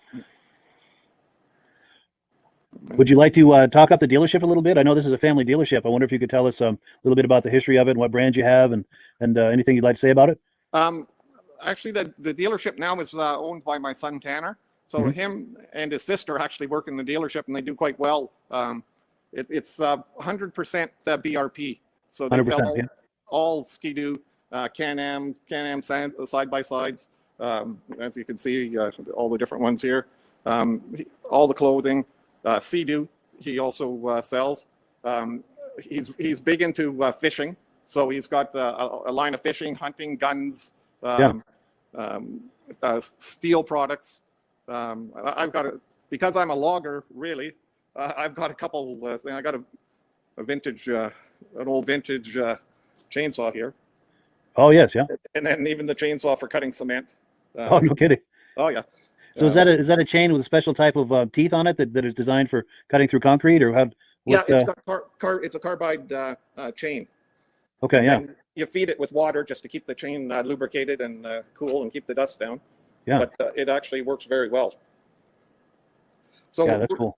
We've got a real variety of stuff, and it's a nice occupation and a hobby actually. Yeah, yeah, for sure. And I'm more the tinkerer into the old stuff. One time we had a snowcross race team. That's how I got to know Mike, and we became very good friends. And a lot of the sleds, I tried to keep one every year of the race sleds. So I've got some of those tucked away, and that was a fun sport. Yeah. Yeah, we'll have to have you on another time. I know that you've got another building there with some other sleds, and we'll have to have you on sometime and look at some of those. Oh yeah, I've got all different makes and models. I have a few Arctic Cats, Yamaha, Rups, Snowjet, Snow Runners, Husky, Diablo Rouge, you name it, I collect them all. Very nice, very nice. Now, before we wrap it up, do you have any, what would you say are some of your earliest memories of snowmobiling back in the day? Really, the earliest ones was riding the old, or being able to ride, or get a ride on the old double tracks. That's what it was, the early pre-1965. I think they were 8 horsepower at the time. Wow, like the old Alpines? Yeah, and yeah, so nice. When you're kids, you never had the luxury to ride the snow machines. Even looking at them, and sometimes just being able to run on the packed trail was fun. Yes. So, did your family do a lot of grooming with that Alpine that you had, that first sled that you had? No, we just drove it, rode it. The recreational sled. Wonderful, wonderful. Well, good. I'm going to put that graphic back on here one more time for a phone number. So if anyone has questions about those tanks or anything else that they see here in the dealership, that is how they would get a hold of you, or with your son Tanner, I believe. That's right. Wonderful. Well, good. Well, yeah, I really appreciate your coming on tonight, Joe. Okay, it was fun, actually, Mike. Enjoyed it. All right. Well, thank you so much. We'll have you on another time. Thank you.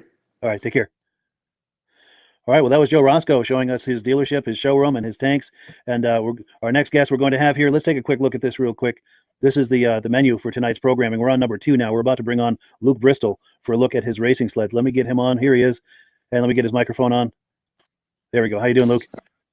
Good. You, Mike? Good, good. Thanks for coming on. Now Luke is coming on from St. Johnsbury, Vermont, just about an hour from where I live up north in Derby Line. And we're in his shop now. He's going to do a little show and tell on some of his sleds.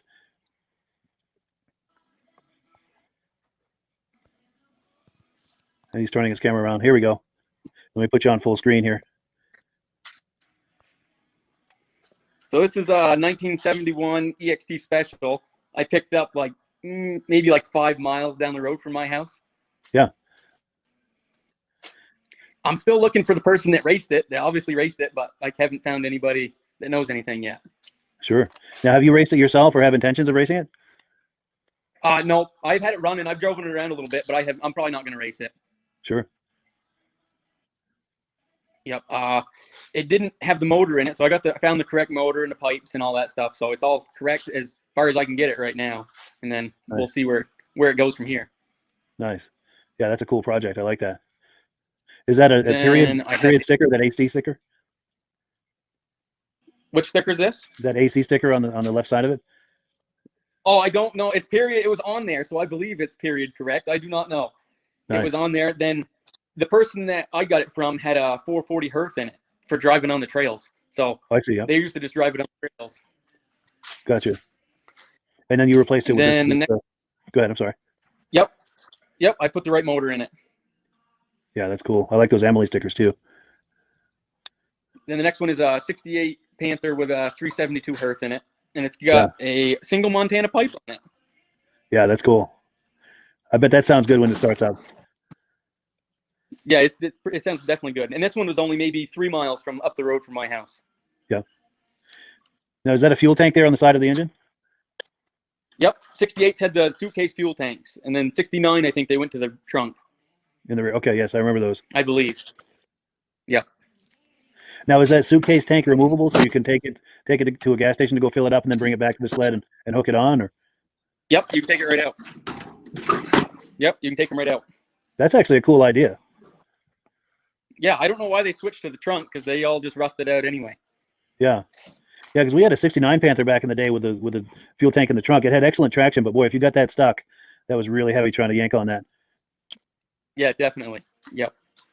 And then I have a 70 Motoski SM634 that was Frank Scott's race sled from Maine. Yeah, I guess he was a big Motoski dealer down there.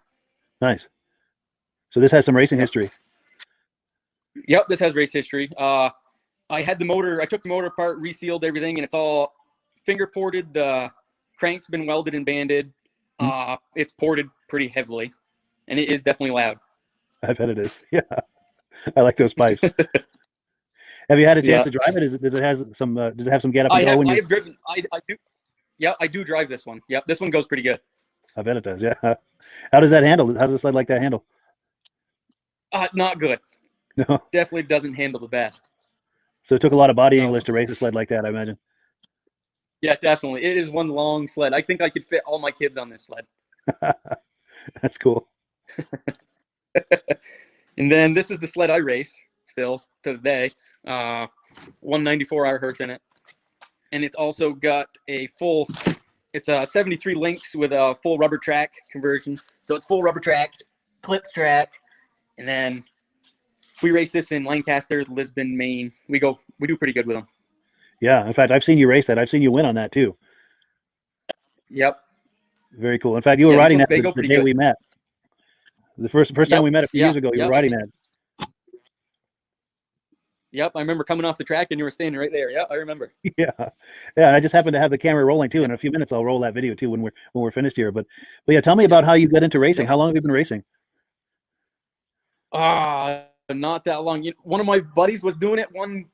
Ryan Peterson has the same sled as this. We have 2 of these, and he started racing years ago, and then he got out of it. And then I went to go watch him race one day in Lisbon. I was like, I'm going to get into this. Then we built 2 matching sleds. So these are identical sleds. Identical. And then so I've only been racing 2017 or 16, somewhere in there is when I started, I think. Yeah.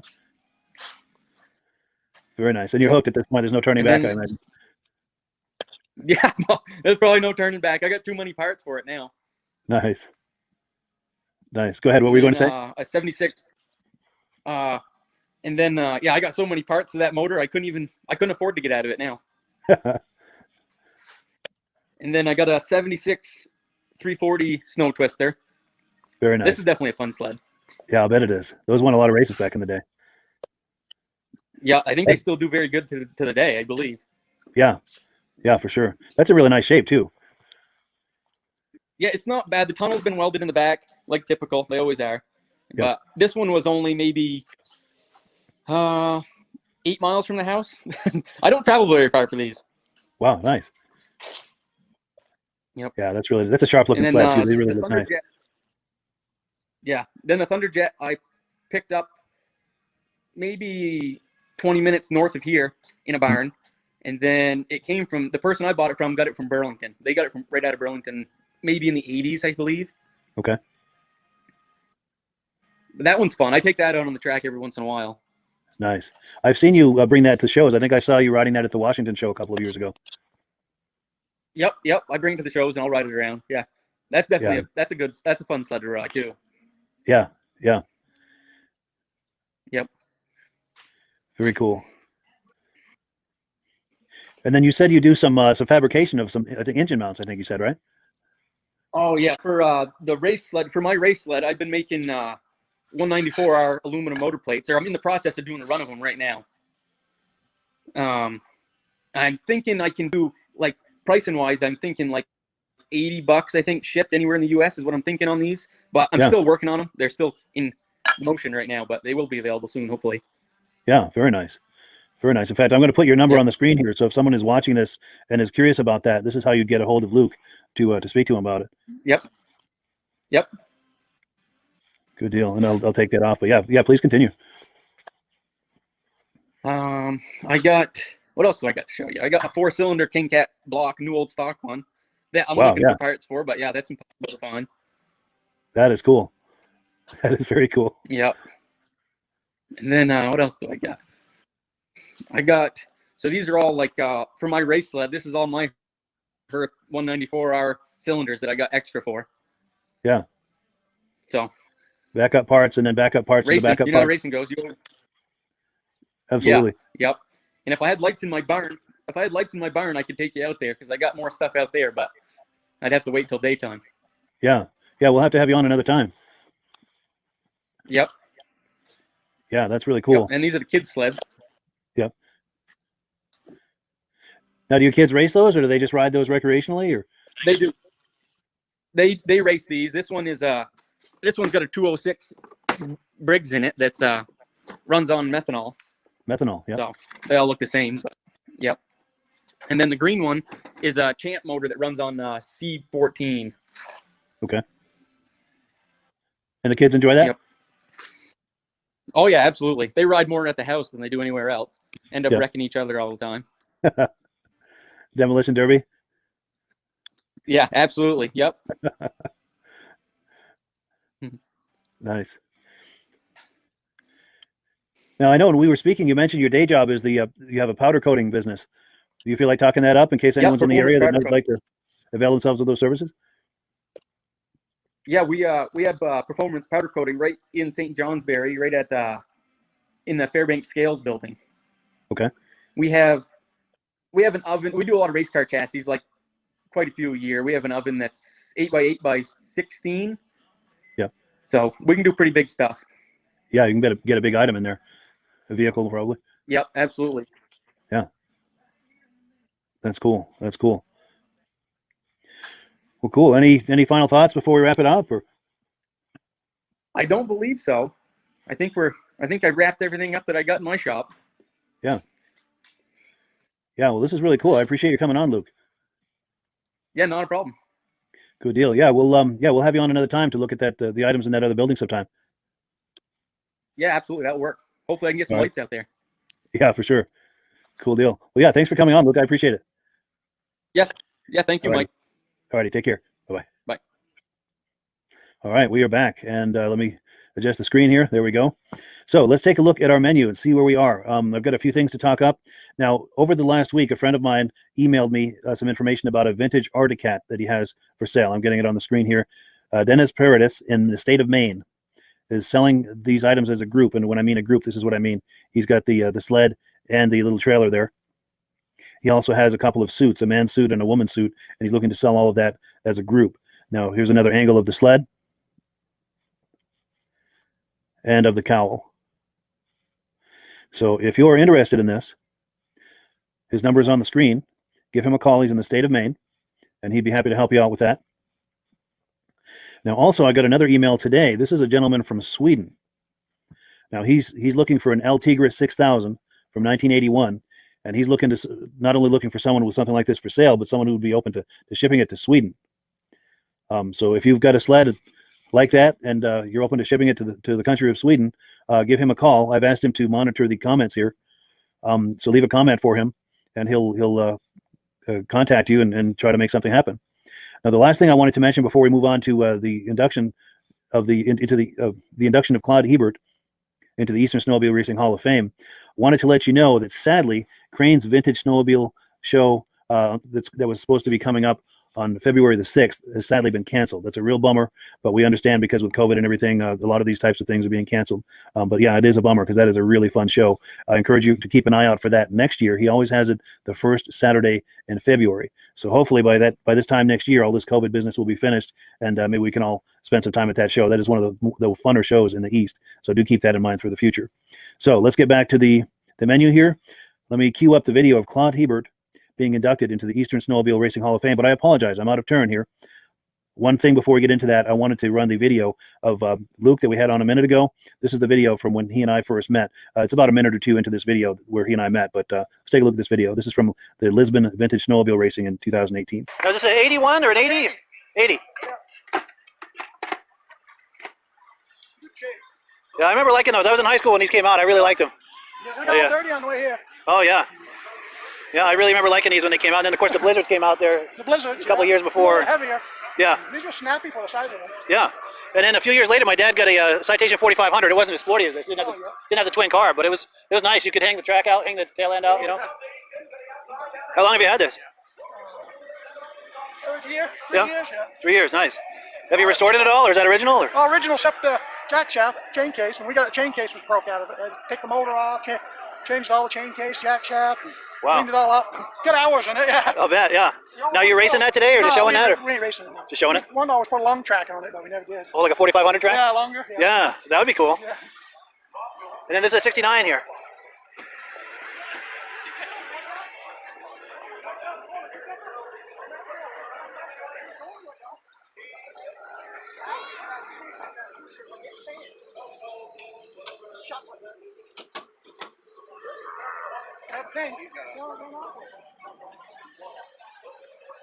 Take the air jet out and then put more.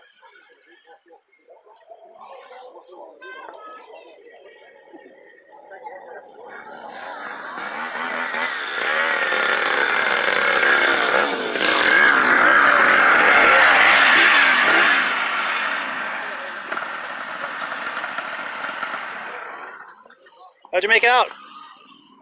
First? Yeah. Wow, congratulations. Thanks. Cool, what's your name? Luke. Luke, nice to meet you. You too. Now, you'll probably see this coming, but were you using the Force, Luke? Not today. Not today, you didn't need it? No. Nice. Yeah, I do a video magazine about vintage snowmobiles. Oh, cool. And it's probably be in the next edition. Sweet. Cool. What year is this? 73. 73, nice. Yeah, rubber track. Oh, really? No cleats, huh? 73 lengths. Yeah, stop this thing. Nice. Yep. There's a single cylinder? Or? Yeah, 340 hertz. Wow, nice. Good for you, man. You took it, huh? Yep. Good for you. Yep. Good. That new seat? Top end was losing it. Nice meeting you, Luke. Yeah, you too. Thanks.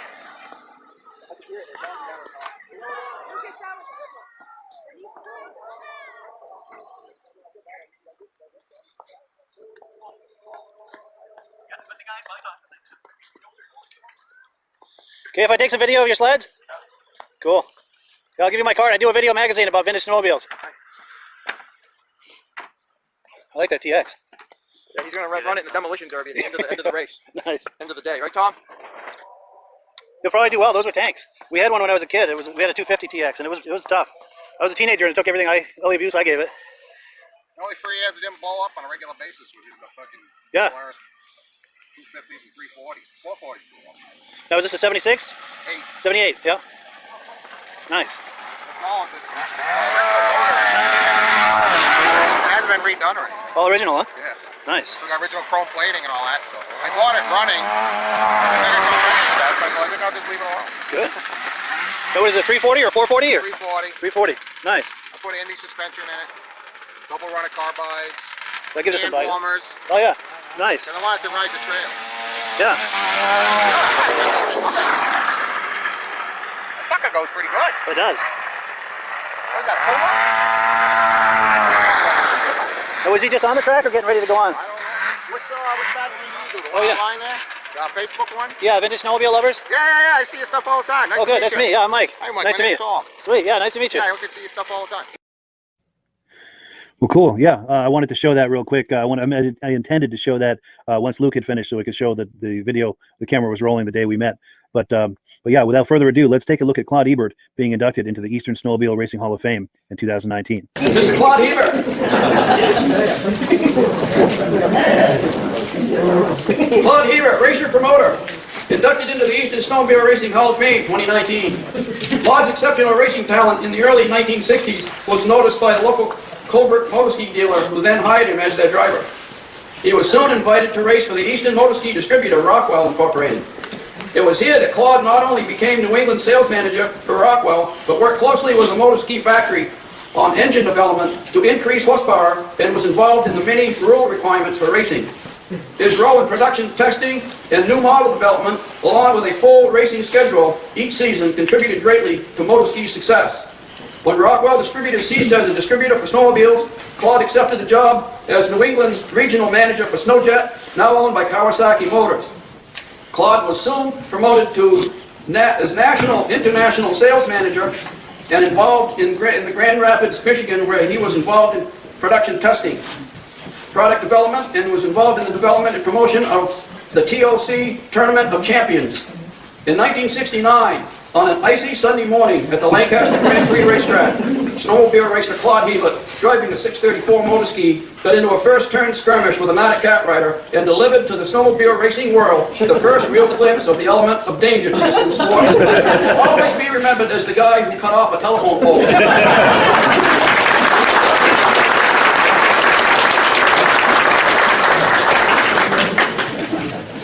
You know, I never saw a pole because I thought I could use the berm and get around. My three-corner slide was in a hole. So I was going up to the berm, and then I see all these kids and people behind the fence. I thought, oh my gosh, that's where I'm going. Next thing I knew, when I came to, I was paralyzed, I was blind, and I thought, what in the hell happened? Somebody grabbed my foot, and I could feel it. I said, shit, I'm not paralyzed. So I was right between the snowbank and the fence. They pulled me out of there. I'm still blind. I turned my helmet around.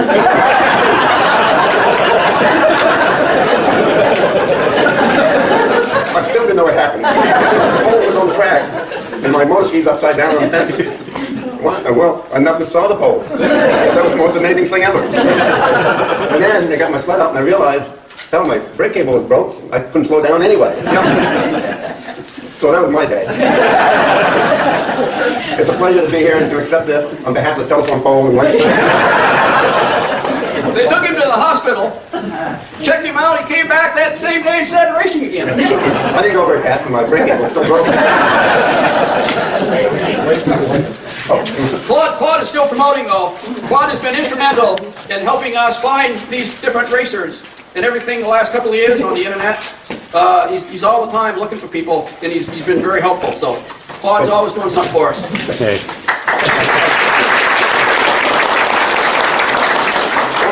Thank Rick Simula for the work he's done in developing the site, and that has brought together so many of the races and names from yesterday that we had all long forgotten, and all of a sudden, the stories they come out with and the memory these guys have is just unbelievable. I think Bruce Don't ask them what they had for breakfast. Bruce Gourbage can tell you every race he was ever in and what position he was in. You know, who remembers that stuff? So, thank you, and for Paul Crane, and you, Ed, for all the work you've done there. Appreciate it very much. Thank you.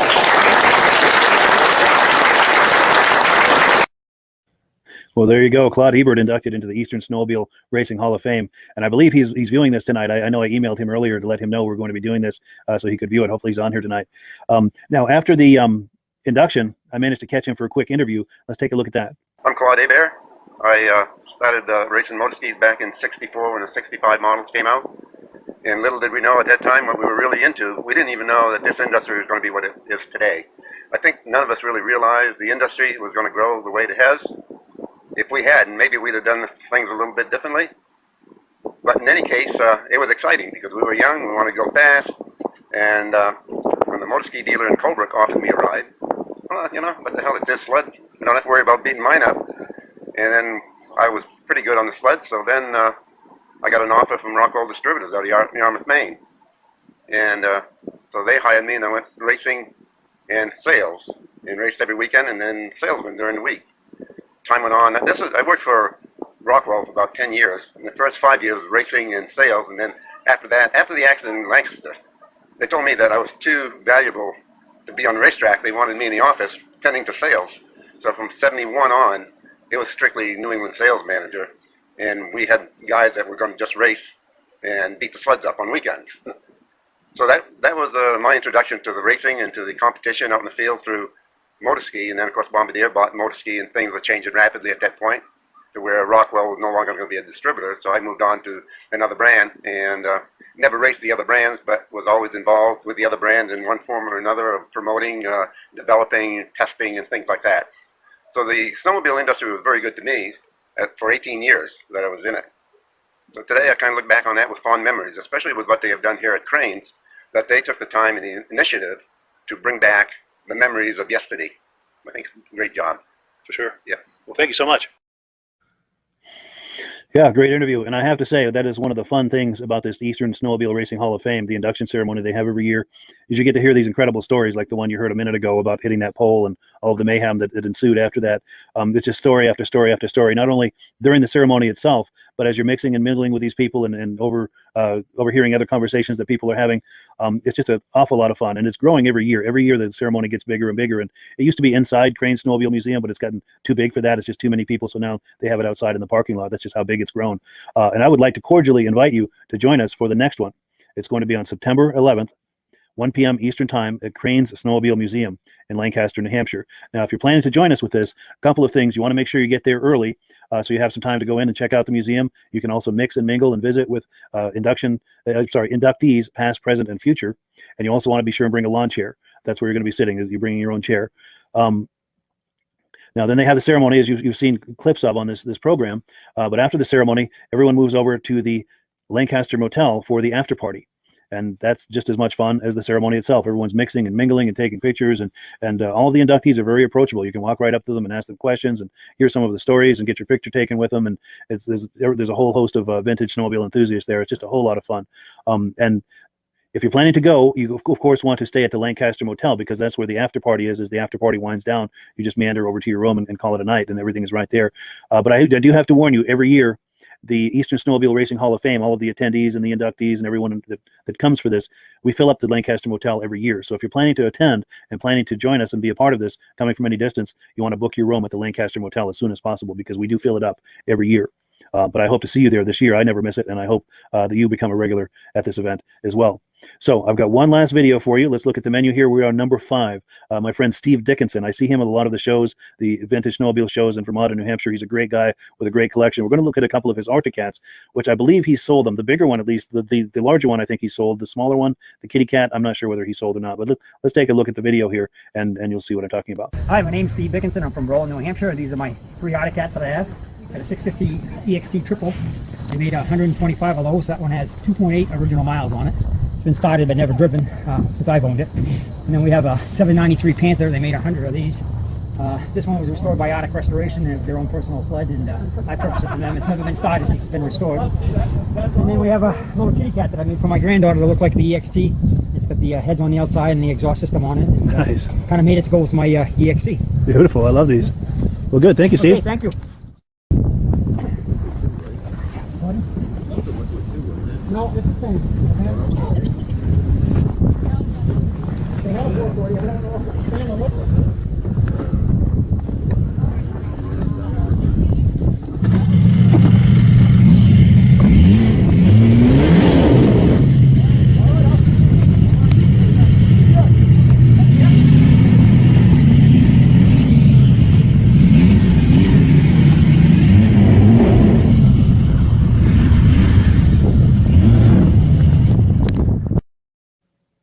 Yeah, Steve Dickinson's vintage Arctic Cat snowmobiles. Now, I believe he's getting rid of the EXT and the Panther, if I recall the conversation with that I had with him a little while back. And of course, he's not going to be without vintage sleds for long, so he replaced those with something else. And I'd like to have him on sometime for some show and tell, because he has, as you can see from his collection there, he buys the best of the best. He's got some truly exquisite examples of vintage snowmobiles, mostly Arctic Cats. And he's also got the clothing and all sorts of things. So I'd really like to get him on here sometime for some show and tell. And hopefully one day soon you'll be able to meet him and see what he's got. So that is about it for the evening. I really appreciate your coming on, and especially the, forgetting myself here. Let's go and look at a few comments before we finish, because I know quite a few have come in. Let me find where we left off.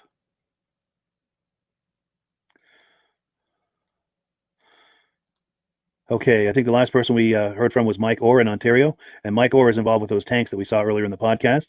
We have Carlene Perry. Hey, Carlene. Carlene's my girlfriend. Thanks for coming on. J.R. Tozier. Now, J.R. is an inductee into the Eastern Snowmobile Racing Hall of Fame, I think in 2018. We'll air his induction at some point as well. Thanks for coming on, J.R. I hope that you like what you saw and that you'll join us again in the future.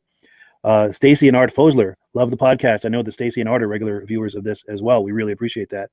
Rick Moore from Brandon, Manitoba. Thanks for coming on, Rick. Danny Poitra First-time viewer from Belcourt, North Dakota. Thanks for coming on, Danny. I hope you'll continue to join us in the future. We're on here every Thursday night at 9 p.m. Tony Triafante, first-time viewer from Aurora, Ohio. Thank you for coming on, Tony. We appreciate it. Our good friend Jim Layton is here from Northern Maine. Jim's been on here before, and he'll be on here again. I was just talking to him tonight. He's got some new items he'd like to show us, so sometime in the next few weeks here, we'll have him on. It's just a matter of arranging it. John Fitzgibbons, who has them in the USA? Oh, he's asking about those tanks. And I'm gonna get information about that so that people can order them if they need to. But in the meantime, order them or give a call to inquire. Let me see if I can find the graphic to put up. In the meantime, I know this doesn't look good the way I've got the screen laid out. Let me try it this way. That look much better. But in the meantime, what I'm going for is that phone number at the top of the screen. So if you're curious about those tanks that we were looking at earlier, that would be the number to call. And they'll be able to point you in the right direction. Now, Ken Haberman is also involved with the tanks. He does the motor ski side of it, and that's how to reach him. Search for Ken's Vintage Rehab on Facebook. Kim Goccioni, Gooseland. Now, Gooseland is where you get them in the U.S. I don't know if Jim is saying that it's Gooseland or if Jim is with Gooseland. I'm not sure how that works, to be honest with you. But Ken Haberman says, thanks, Joe, for the help. Mike Orr. We've got Michael Cotgrave, Cochrane, Ontario, home of some of the best trails in the world, home of the Polar Oval Race Cup. We also have snowpack drags, one cool sled museum with over 100 vintage sleds to view. While you're there, check out the live polar bears. That sounds like a great place to go, Cochrane, Ontario. So if you like vintage sleds and you happen to be in that area or going in that direction, be sure to stop in and check out all the snowmobile things they have there. Jeff Nix, wondering about Mach 1 snowmobiles. Oh, he must have been asking when Joe was on. Ronald Parks, hello from Cortland, Ontario. I keep mixing up Ontario and Ohio tonight. Sorry about that. Jeff Nix is here. Oh, Ken Haberman likes that SM. Yeah, I agree. Yeah, absolutely. John Greenwood remembers a friend and a Zephyr that whole neighborhood could ride one lunger. Diane Baker is on. Diane Baker is a regular viewer. Thanks for coming on here every week, Diane. We really appreciate it. Nice to see you again. Brody Messner messaged you 5 minutes before it started. Wanted to know if you could share that snowmobile event on your page. And unfortunately, I don't have a way to access that. I apologize, Brody. Hopefully it hasn't happened yet or won't until next week. I'll try to air that next week. Sorry about that. Now, Brian Robillard is talking about a vintage snowmobile show in Ossipee, New Hampshire, January 30th at Hobbs Brewery. And I think I have a graphic for that. Yeah, so here's the graphic for that. Saturday, January 30th, 2021 at Hobbs Brewery. If you're in central New Hampshire, it's a great show. And I know Brian is talking about maybe going to that show and taking some footage to share with us, which would be really nice. I hope you're able to get some footage, Brian. We'd love to have that on. We'll give you full credit, of course, if you share some footage with us. David Crawford signed in from Columbus, Indiana. Steve Dickinson, nice job. Thanks, he says. And that Steve is the gentleman who owns those cats we were just looking at. Pat Lima, very interesting. Again, awesome. Good deal. I appreciate your coming on, Pat. I'm glad you're enjoying it. Lyndon Dewey likes the Arctic Cats. And Ken Haberman says, very good show. Well, thank you, Ken. I really appreciate that. So we're going to wrap it up here. I'm going to show you a video about the Mad Ramps product in just a moment. But before we do, I wanted to tell you about something I'm doing Saturday. Now, I've been in contact with my friend Mike Mahar. He is involved with the Central Minnesota Pond Racing Organization. I think he's the guy that runs all of that and makes all of that happen. I ran a test feed of one of their earlier races from last weekend on Vintage Snowmobile Lovers, on my Vintage Snowmobile Lovers page yesterday. I was able to do it successfully. That was just kind of a test, and I've had almost 10,000 views on it. So it sounds like it's a winner, and I appreciate you guys viewing that. The reason I did that is I'm going to try to do that live. I'm going to try to take that feed live Saturday. It begins at noon Eastern Time, 11 Central. So if you've got nothing better to do and would like to see some ice oval racing, tune in. I'm going to try to bring that feed on the Vintage Snowmobile Lovers Facebook page. Just monitor that page, refresh it every now and then around noon Eastern Time, and you should be able to find that the ice oval racing, Central Minnesota Pond Racing. So do look forward to that this coming Saturday. I'm going to try to bring that to you. It's the first time, and it's new technology and all this, and I'm in my late 50s messing around with this technology, so it is what it is. But I'm going to try to bring it to you, and if you're around, please take a look. All right, guys, thank you so much for being a part of this. I really appreciate it. Hope you like what you see and decide to join us every week. I also hope that you'll do me the favor of sharing this either on your profile, on a friend's profile who might enjoy it, or share it as a private message to help get the word out about the podcast. Anything along that line that you could do, I would really appreciate it. It's a great way to spread the word about this and help grow it. So thanks, everyone. Have a wonderful day, a wonderful evening, and we'll catch you on the other side. Here's a quick video about the Mad Ramps product.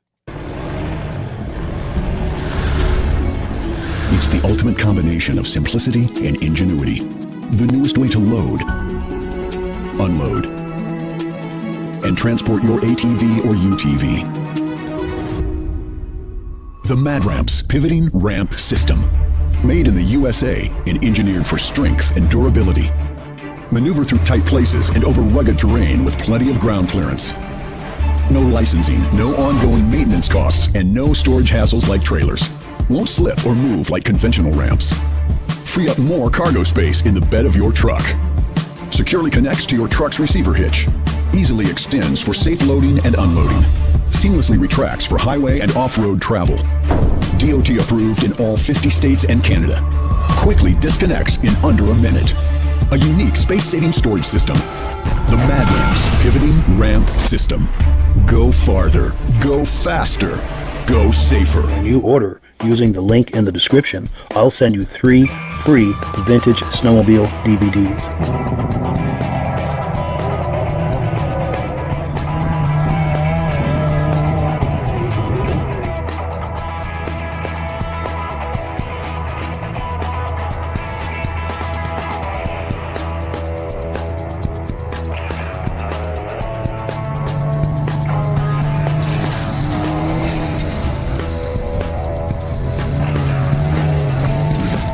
When you order using the link in the description, I'll send you 3 free Vintage Snowmobile DVDs.